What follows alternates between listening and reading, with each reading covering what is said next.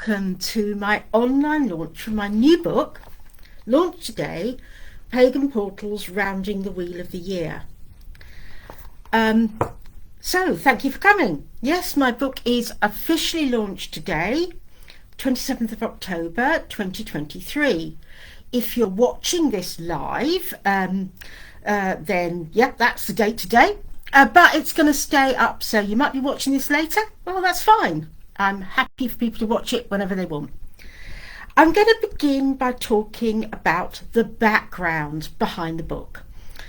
And I guess it all started with my blog. I'm sure most of you watching this know that my blog is called A Bad Witch's Blog, and it's quite easily found at www.badwitch.co.uk. And I wrote my first post just after Samhain in 2007, so that's 16 years ago. And I aimed to post things, when I began, I aimed to post things about 5 days a week, Monday to Friday, and over those years I've pretty much done that, sometimes more.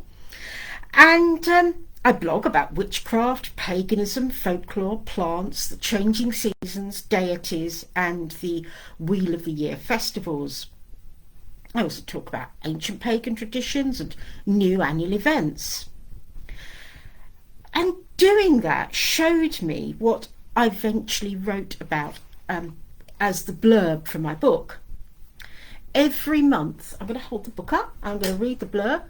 Every month is full of magic. Each day has its own energy, and the seasons rotate as part of the cycles of nature. Pagan Portals, Rounding the Wheel of the Year, looks at ways to honour each month with folkloric customs, herb and plant lore, traditional crafts, spells, visualizations, and pagan rites that go beyond the 8 festivals of Imbolc, Spring Equinox, Beltane, Summer Solstice, Lammas, Autumn Equinox, Samhain and Winter Solstice. The Wheel of the Year turns smoothly. It doesn't bump over 8 cogs, and that's the meaning of the title of the book. Inside these pages you will find the history behind some much loved folkloric and modern pagan customs, as well as practical suggestions for ways to celebrate the turning year. Hello, I see I've got a few people joining me now. That's absolutely great. And good morning, Leslie Ann. Good morning, Sandra. Good morning, Catriona. I think I've mispronounced your name there. I think I always do. Hello, Kerry. Right, I will answer some questions at the end. So if anyone does have any questions, that would be great. Just pop them in the chat and I'll answer them later on. Now, recently, during the lockdowns of the pandemic, I started doing Facebook Live talks on magic for the month. And I looked back at what I blogged about each month over the years, and I saw patterns emerging. I also did a lot more research. Books that I found particularly useful were folklorist Steve Roud's The English Year and Professor Ronald Hutton's Stations of the Sun, and they offer great pictures of what customs had taken place in my part of the world, England, in each month in bygone centuries. I covered an entire year with Magic for the Month talks online, and I shared them to YouTube, and you can still find them there if you want to go and have a look. If you search for Lucia Starza, Lucia Starza, and it's at Badwitch1234, at Badwitch1234.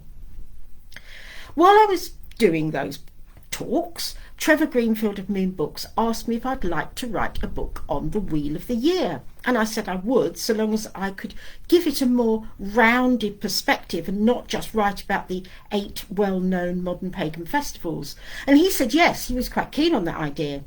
Many months of writing, editing and production later, Pagan Portals, Rounding the Wheel of the Year is finally published, and I'm chuffed about it. I also took the photograph on the book's cover. I had the idea for that right from the beginning. So I started saving up flowers and plants and drying them because they're not all in season at the same time.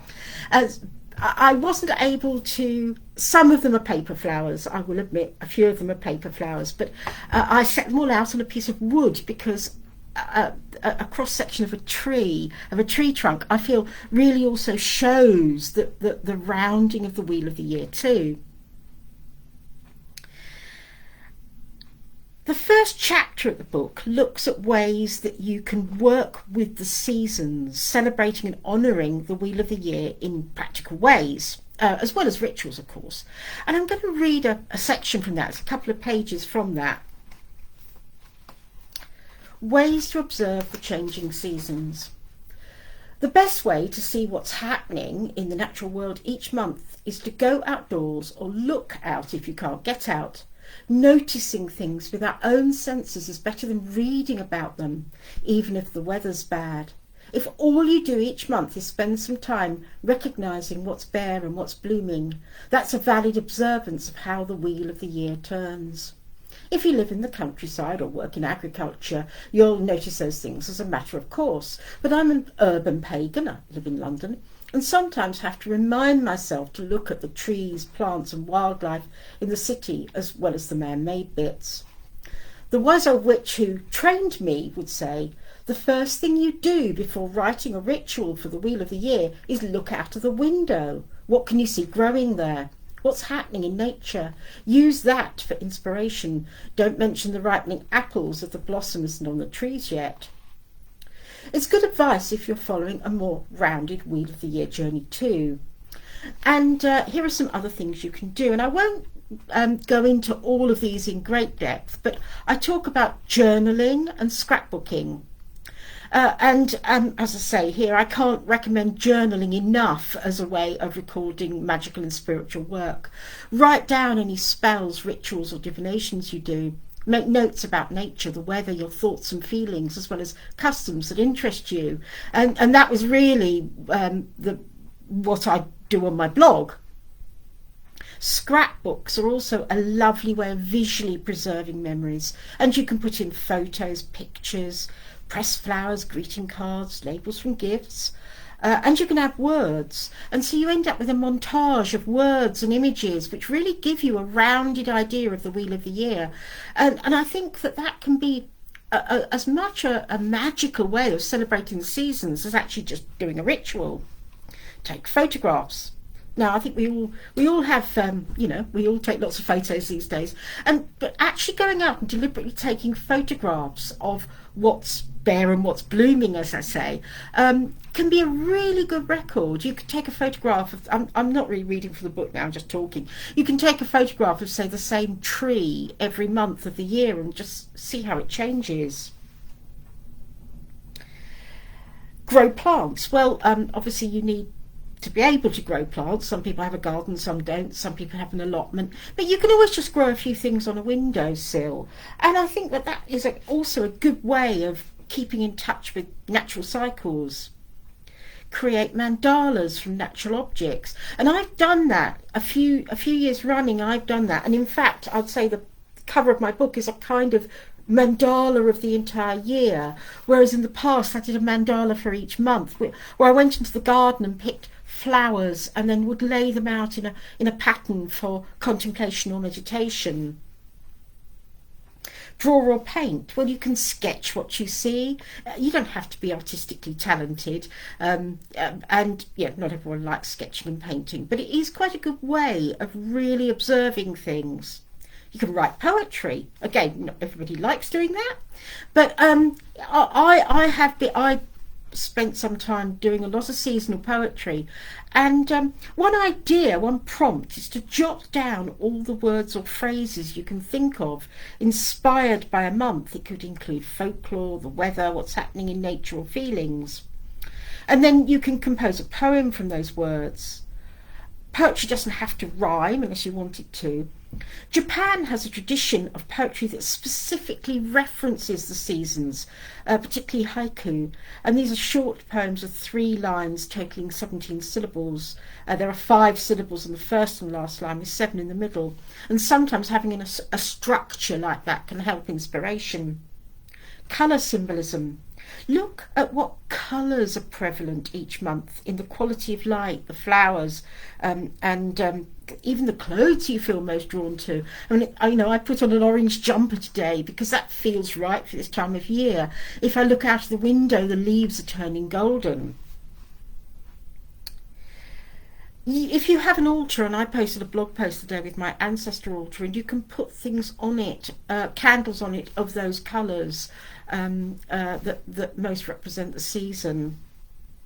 And yeah, you can set up a seasonal altar, and I do. If you are a pagan or have a spiritual path, then setting up a little altar with seasonal flowers on it, as well as any deities you honour, can be a really good way of marking the change of each season.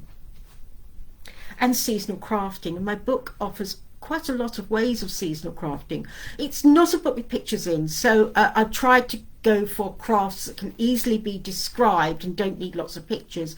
On my blog over this really past year, I have been doing a lot more seasonal crafting each month, and that does have pictures. So if you go to my blog, if you're into crafting, you can go to my blog and you can see all sorts of quite easy, because I'm not the best crafter. I love crafting, but I'm not the most talented person, but I really enjoy doing it. So I tend to blog about easy things you can do, often incorporating natural objects. Food and drink. Well, supermarkets stock food from all over the world, but trying to eat at least some food that's produced locally and is in season is a great way of keeping in touch with the cycle of the year. Explore annual customs, and you can use my book. I mean, I because I live in England, I have written quite a bit about English customs, but you can explore seasonal customs where you are, whatever country you're in, whatever part of the world you're in. You can use my book as a starting point and explore the seasonal customs in your part of the world. And in my book, I also offer 4 seasonal guided visualizations. So if you can't get out, and some people can't get out, then doing a guided visualization can be a journey in your mind, and it can be a really good way of exploring the season if you can't get outdoors in person. And I also write about how to do rituals, although that's not the main focus of my book. I don't ignore the ritual work or the season or the 8 festivals of the Wheel of the Year. Now I'm going to happily answer questions. I'm going to look. Wonderful to see so many people here. Hello, everybody. Thank you, Mike. Thank you. Yes, naturally in the light of climate change, absolutely. I mean, even since I started writing my blog, I noticed, because I blog about the weather quite often and what's happening and what's in bloom. I really notice changes from year to year, and it can be a very good way of doing that. Thank you, Sandra. I love the idea of smoothing out the year. Yes, get out to the woods and take a picture of the changes, Maria. Yes, absolutely. Now, I've been asked a few other questions by other people.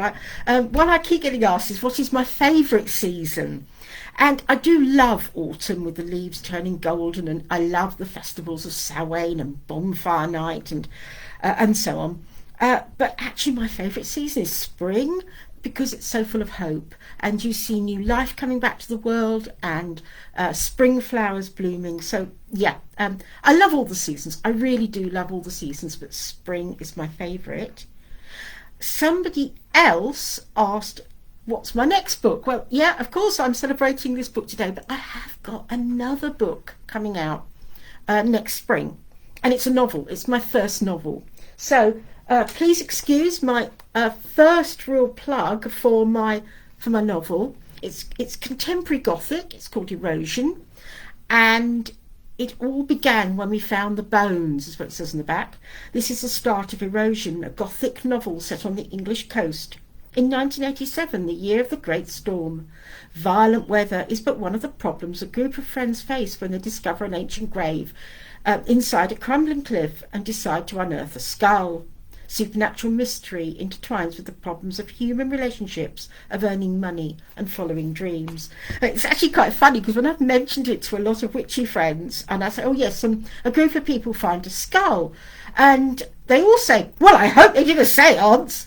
Like, yeah, they do a seance. I'm not going to talk any more about that. I've got some more questions. I see in the seasons can be just as interesting a city as the countryside. Oh, absolutely. Yeah, I totally. I've been blogging quite a lot this year about green London, about the green spaces in London, because most cities do have a lot of green spaces, and they can sometimes not be taken into consideration by pagans. A lot of pagans will want to get out to the countryside, but of course there is a lot of greenery. But in London, we have huge parks. We have trees lining the street. A lot of us have gardens. And I'm really lucky. I live in South London, very close to Crystal Palace Park, which is a wonderful, huge park. If you do come to London, do come and visit Crystal Palace Park and have a look round. We've even got dinosaurs. Not real ones, but we have dinosaurs. Okay, are there any more questions? Right, I'm going to talk about where you can buy my book. Well, you can order them from my publisher, Moon Books, which is part of the Collective Ink group.